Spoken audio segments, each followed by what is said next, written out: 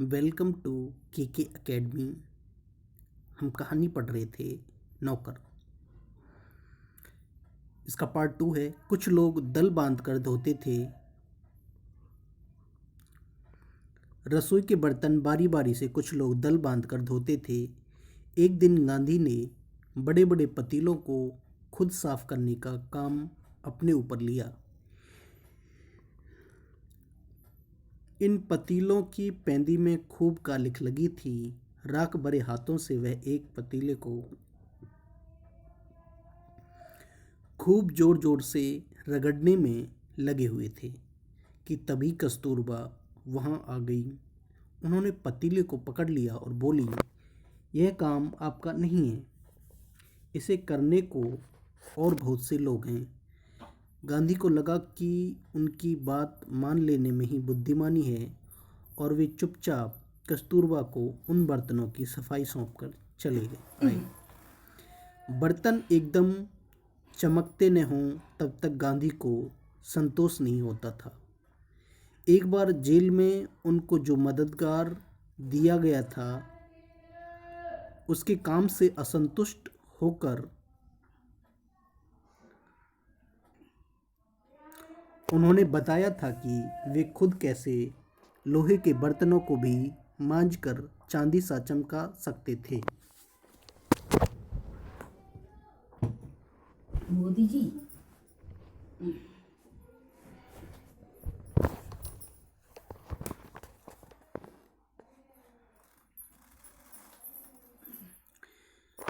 जब आश्रम का निर्माण हो रहा था उस समय वहां आने वाले कुछ मेहमानों को तंबुओं में सोना पड़ता था।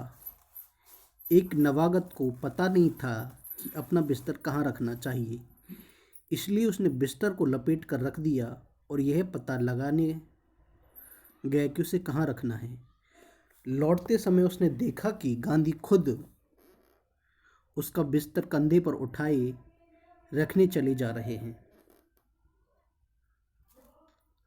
आश्रम के लिए बाहर बने कुएं से पानी खींचने का काम भी वे रोज करते थे। एक दिन गांधी कुछ अस्वस्थ थे, उनकी तबीयत ठीक नहीं थी और चक्की पर आटा पीसने के काम में हिस्सा बटा चुके थे।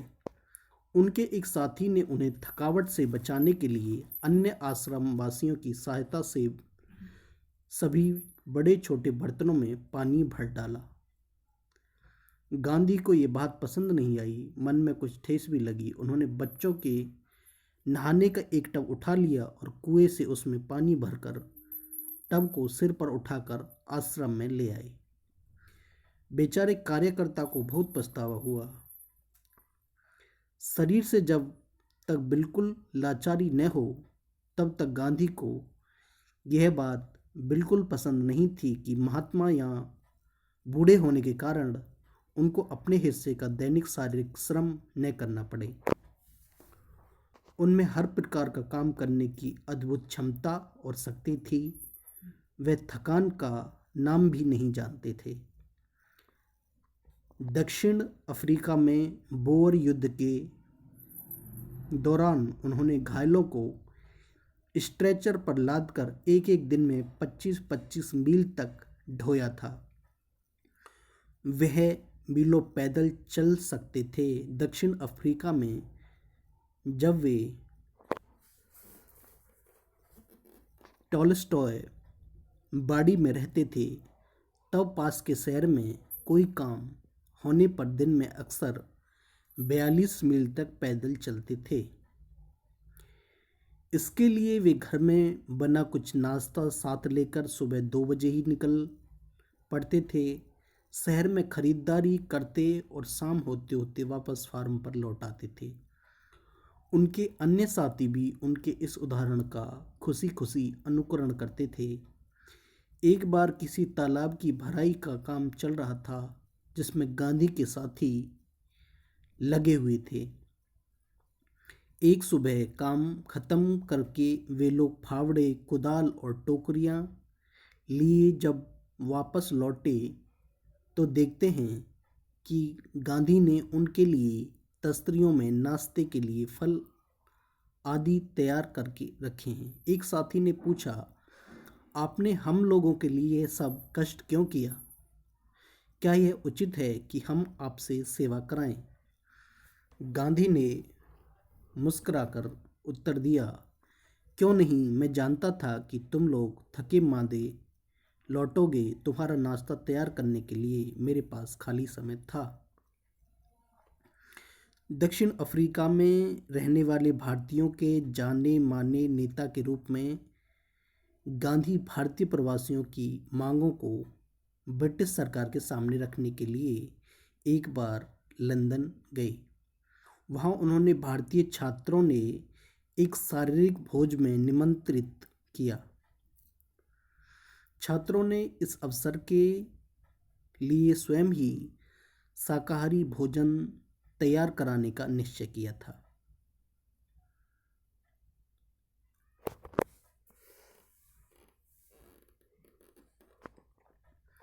तीसरे पहर 2 बजे एक दुबला पतला छरहरा आदमी आकर उनमें शामिल हो गया और तस्तरियाँ धोने, सब्जी साफ करने और अन्य छुटपुट काम करने में उनकी मदद करने लगा।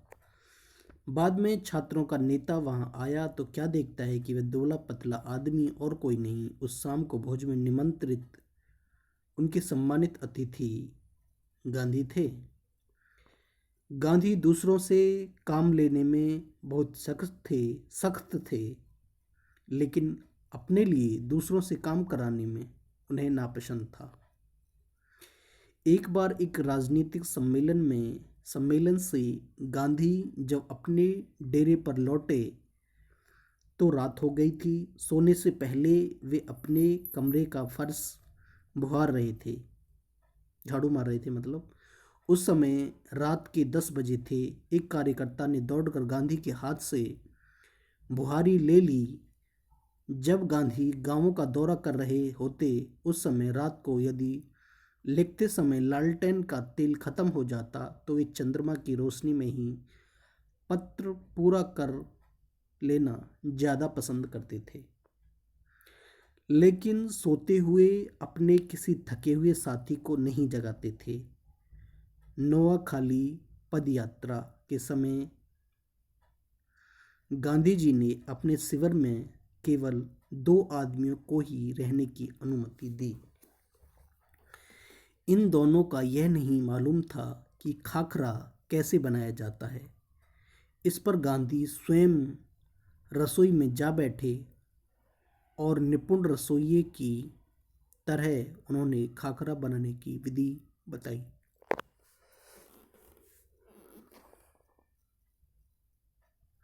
उस समय गांधी की अवस्था 78 वर्ष की थी। गांधी को बच्चों से बहुत प्रेम था। अपने बच्चों के जन्म के 2 माह बाद उन्होंने कभी किसी दाई को बच्चे की देखभाल के लिए नहीं रखा। वे मानते थे कि बच्चे के विकास के लिए माँ बाप का प्यार और उनकी देखभाल अनिवार्य है। वे माँ की तरह बच्चों की देखभाल कर सकते थे, खिला पिला और बहला सकते थे। एक बार दक्षिण अफ्रीका में जेल से छूटने के बाद घर लौटने पर उन्होंने देखा कि उनके मित्र की पत्नी श्रीमती पोलक बहुत ही दुबली और कमज़ोर हो गई हैं। उनका बच्चा उनका दूध पीना छोड़ता नहीं था और वह उसका दूध छुड़ाने की कोशिश कर रही थी। उन्हें चैन नहीं लेने देता था और रो रो कर उन्हें जगाए रखता था। जिस दिन लौटे उसी रात से उन्होंने बच्चे की देखभाल का काम अपने हाथों में ले लिया। सारे दिन बड़ी मेहनत करने, सभाओं में भाषण देने के बाद 4 मील पैदल चलकर गांधी 1 बजे घर पहुंचते थे और बच्चे को श्रीमती पोलक के बिस्तर पर से उठाकर अपने बिस्तर पर लेटा लेते थे। वह चारपाई के पास एक बर्तन में पानी भरकर रख लेते ताकि यदि बच्चे को प्यास लगे तो उसे पिला दें, लेकिन इसकी ज़रूरत ही नहीं पड़ती थी। बच्चा कभी नहीं रोता और उनकी चारपाई पर रात में आराम से सोता रहता था। एक पखवाड़े तक माँ से अलग सुलाने के बाद बच्चे ने माँ का दूध छोड़ दिया। गांधी अपने से बड़ों का बड़ा आदर करते थे। दक्षिण अफ्रीका में गोखले गांधी के साथ ठहरे हुए थे। उस समय गांधी ने उनके दुपट्टे पर इस्त्री यानी प्रेस, वह उनका बिस्तर ठीक करते थे, उनका भोजन परोसते थे और उनके पैर दबाने को भी तैयार रहते थे। गोखले बहुत मना करते थे, लेकिन गांधी नहीं मानते थे। महात्मा कहलाने से बहुत पहले एक दक्षिण अफ्रीका के अधिवेशन में गए। वहाँ उन्होंने गंदे पखाने साफ किए, पखाने यानी कि लैट्रिन, टॉयलेट, और बाद में उन्होंने एक बड़े कांग्रेसी नेता से पूछा, मैं आपकी क्या सेवा कर सकता हूँ? नेता ने कहा, मेरे पास बहुत से पत्र इकट्ठे हो गए हैं जिनका जवाब देना है।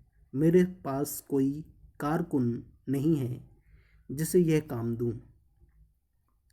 क्या तुम यह काम करने को तैयार हो? गांधी ने कहा, जरूर, मैं ऐसा कोई भी काम करने को तैयार हूं जो मेरी सामर्थ्य से बाहर न हो।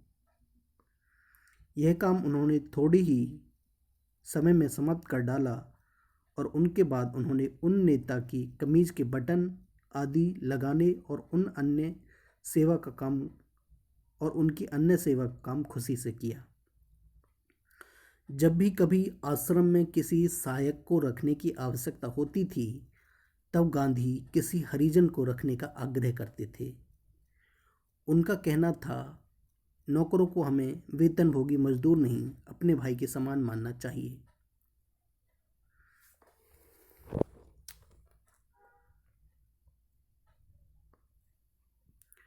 इसमें कुछ कठिनाई हो सकती है, कुछ चोरियां हो सकती हैं, फिर भी हमारी कोशिश सर्वथा निष्फल नहीं जाएगी।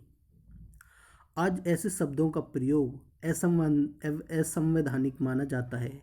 समाज के यथार्थ प्रतिबिंबन के लिए लेखक कई बार ऐसे शब्दों का प्रयोग साहित्य में करते रहे, किंतु इसे व्यवहार में नहीं लाया जाना चाहिए। जैसे कि हरिजन, उन्हें यह मालूम ही नहीं था कि किसी को नौकर की भांति कैसे रखें। एक बार भारत की जेल में उनके कई साथी कैदियों को उनकी सेवा टहल का काम सौंपा गया। एक आदमी उनके फल धोता या काटता, दूसरा बकरियों को धोता, तीसरा उनके निजी नौकर की तरह काम करता और चौथा उनके पखाने की सफाई करता था। एक ब्राह्मण कैदी उनके बर्तन धोता था और 2 गोरे यूरोपियन प्रतिदिन उनकी चारपाई बाहर निकालते थे। गांधी ने देखा कि इंग्लैंड में ऊंचे घरानों में घरेलू नौकर को परिवार का आदमी माना जाता था। एक बार एक अंग्रेज के घर में विदा लेते समय उन्हें यह देखकर खुशी हुई कि घरेलू नौकरों को उनसे परिचय नौकरों की तरह नहीं बल्कि परिवार के सदस्य के समान कराया गया। परिचय। एक बार एक भारतीय सज्जन के यहाँ काफी दिनों तक ठहरने के बाद गांधी जब चलने लगे, तब उस घर के नौकरों से उन्होंने विदा ली और कहा, मैं कभी किसी को अपना नौकर नहीं समझता, उसे भाई या बहन की ही माना है और आप लोगों को भी मैं अपना भाई समझता हूँ। आपने मेरी जो सेवा की उसका प्रतिदान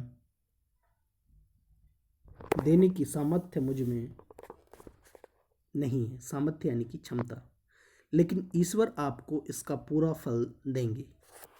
अनुबंधोपाध्याय।